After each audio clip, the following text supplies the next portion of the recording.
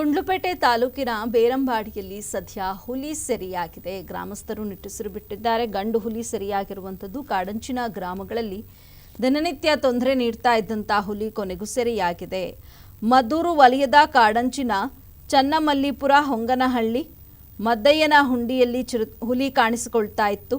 ಸುಮಾರು 1.5 ವರ್ಷದ ಗಂಡು ಹುಲಿ ಸೆರೆಯಾಗಿದೆ. ಮೈಸೂರಿನ ಕೂರ್ಗಳ್ಳಿಯ ಪುನರ್ವಸತಿ ಕೇಂದ್ರಕ್ಕೆ ಸದ್ಯ ಹುಲಿಯನ್ನ ರವಾನೆ ಮಾಡಲಾಗಿದೆ.